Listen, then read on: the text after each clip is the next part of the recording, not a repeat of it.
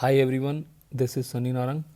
In this video, we will cover about slope and differentiation. So, first of all, we will discuss about slope.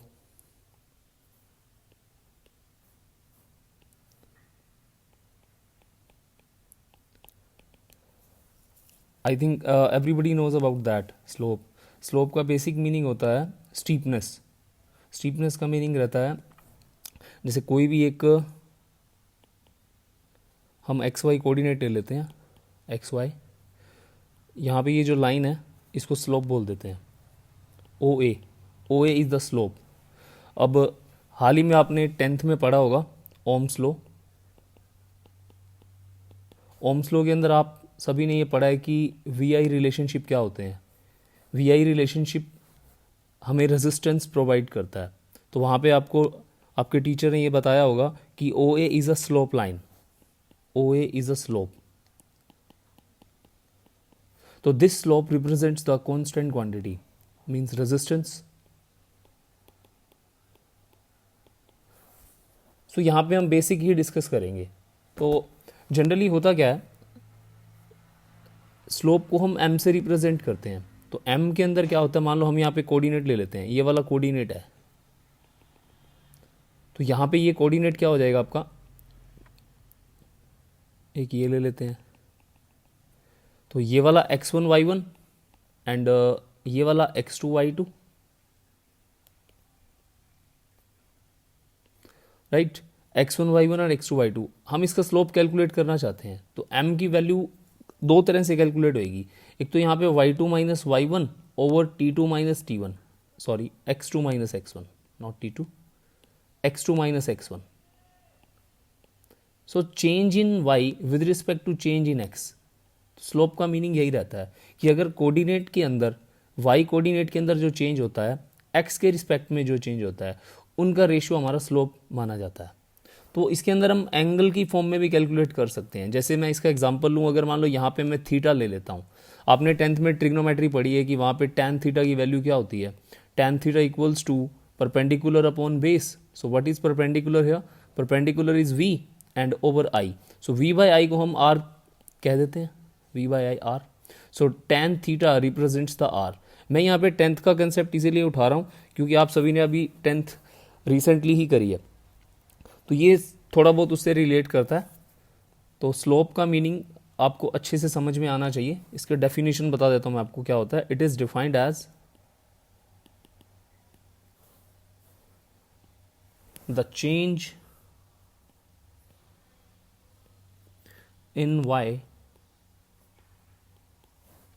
Coordinate with respect to change in x coordinate.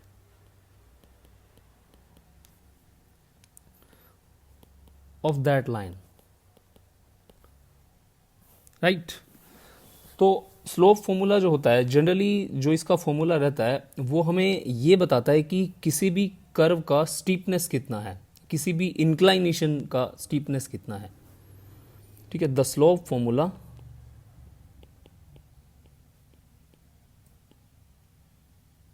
is used to calculate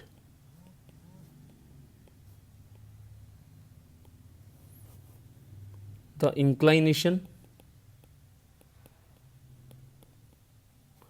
or steepness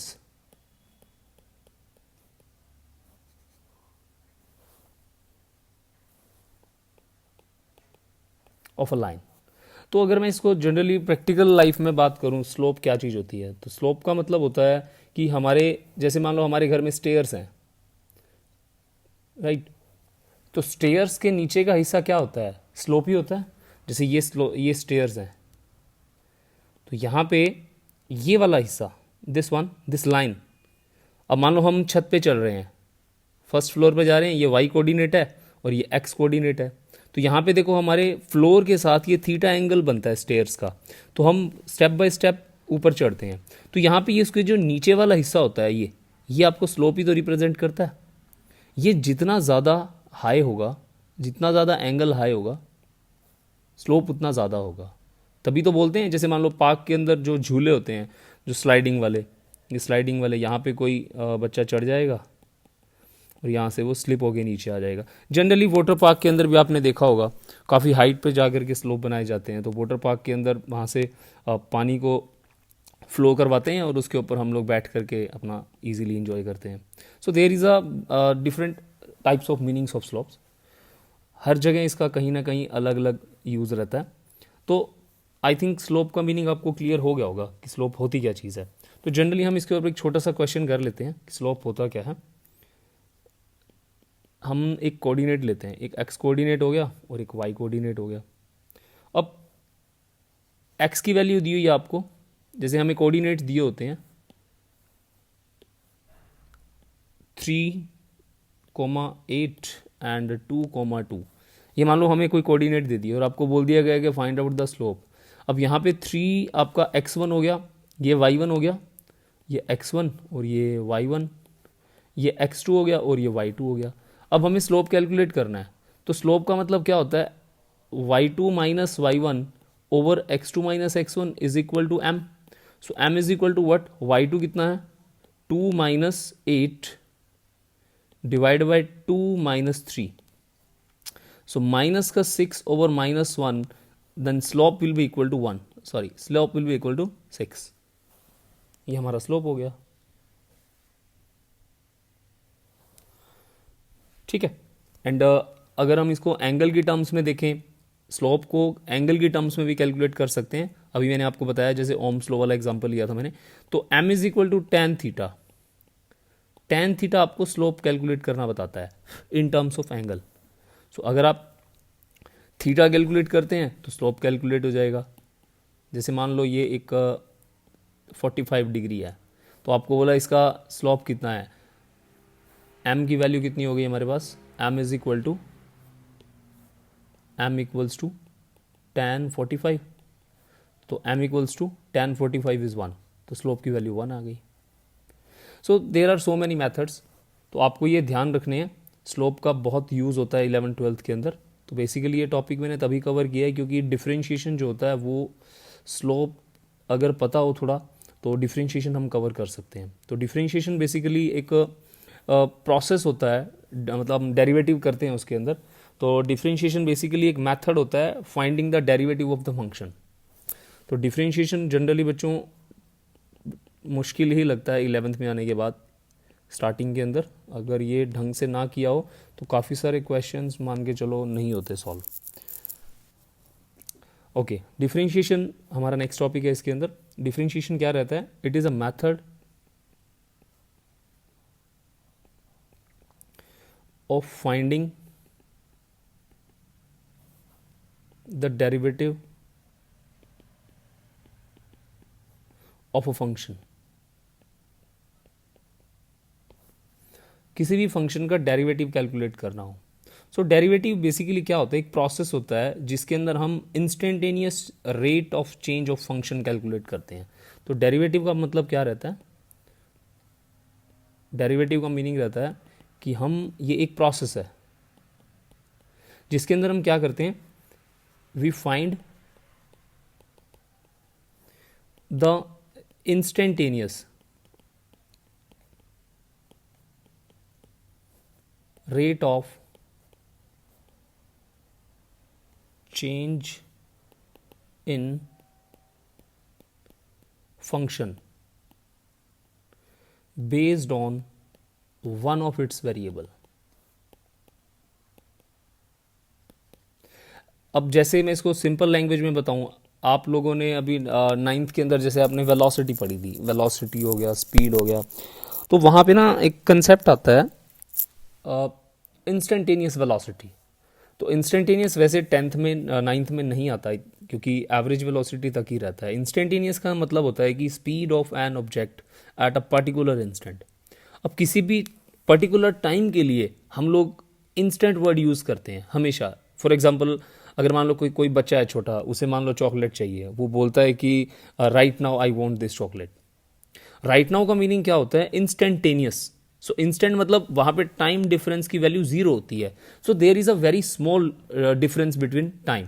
जैसे derivative का मतलब basic meaning क्या रहेगा इसके अंदर, real life example के लिए, rate of change of velocity, rate of change in velocity with respect to time. अब ये एक्सेलरेशन हो गया जैसे dv/dt,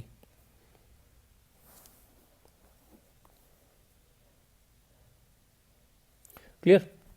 सो इंस्टेंटेनियस का मतलब होता है कि किसी भी क्वांटिटी का इंस्टेंट आपको कैलकुलेशन करना। अब वेलोसिटी का एग्जांपल ले लें अगर हम, तो dx/dt हो जाएगा।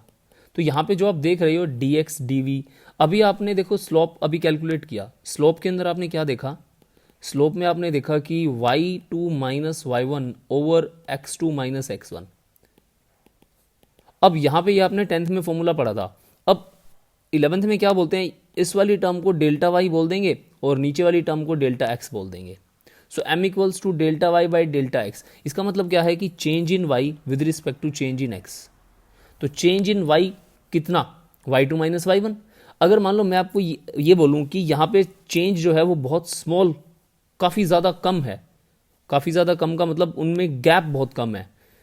जैसे हम एक कर्व लेते हैं, इस कर्व के अंदर क्या है, यहाँ पे ये एक पॉइंट है और यहाँ पे एक पॉइंट है, ये x है ये y है।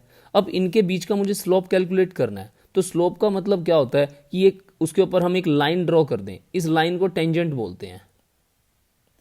ये टेंजेंट क्या कहती है हमें, ये स्टीपनेस बताती है। टेंजेंट मतलब स्लोप, स्लोप मतलब स्टीपनेस। तो ये लाइन कितनी इंक्लाइन है, तो इसके लिए हम क्या करते हैं, अभी देखो इनके बीच में गैप बहुत ज़्यादा है, हम क्या करते हैं, हमें यहाँ पे डी की फॉर्म में लेके आना है। डी का मतलब होता है स्मॉल चेंज। देखो डेल्टा का मतलब होता है चेंज, और ये डी का मतलब, इसका मतलब भी चेंज ही होता है, बट इसका मतलब होता है कि very small change. Very small change meaning हम कैलकुलेट करना चाहें तो कैसे करेंगे, तो यहाँ पे क्या होगा, एक पॉइंट है ये, इस पॉइंट को एक्स के बिल्कुल पास ले आएंगे। देखो आपको समझाने के लिए इसको मैंने थोड़ा सा गैप बनाया, अदरवाइज इनके बीच में गैप बिल्कुल नहीं होता। मान लो यहाँ पे है और ये यहाँ पे है, बिल्कुल पास होते हैं। तो ये थोड़ा सा मान के चलो हम इसमें ये शो कर देते हैं, ये गैप है, ये कलर चेंज कर देता हूँ इसका, ये रेड कलर है, ठीक है। अब यहाँ पे देखो ये वाला x1y1, ये वाला x2y2, ये छोटा सा ट्राइंगल बन गया। ये छोटा सा ट्राइंगल के अंदर हम लोग क्या करेंगे, इसको dy/dx मेंशन कर देंगे, dy/dx। क्लियर। ये थोड़ा सा ज़्यादा बेसिक हो गया, बट अभी हम सीधे क्वेश्चंस के ऊपर आएंगे कि किस तरह से हम इसको कैलकुलेट करते हैं। बट एक बार आपको ये पता होना चाहिए कि ये कई बार क्या होता है, हम स्पीड के क्वेश्चंस करेंगे या हम पढ़ते भी हैं बुक्स के अंदर, स्पीड का टॉपिक पढ़ेंगे तो वहाँ पे इस तरह के ग्राफ रिप्रेजेंट होंगे, तो उन ग्राफ्स के अंदर समझ में नहीं आता बच्चों को ये क्या बना रखा है, तो आप इसमें कन्फ्यूज़ मत होना। तो यहाँ पर कुछ भी नहीं है, ये एक स्ट्रेट लाइन है, इस स्ट्रेट लाइन के अंदर ऐसे लाइन लगा रखी होगी। अब देखो यहाँ पे ये वाली लाइन जो है, ये यहाँ पे देखो इंक्लाइन थीटा है ना, ये थीटा, तो ये थीटा क्या बता रहा है आपको, ये आपको स्लोप ही बता रहा है। क्लियर। बाकी हम अगली स्लाइड के ऊपर कवर करते हैं।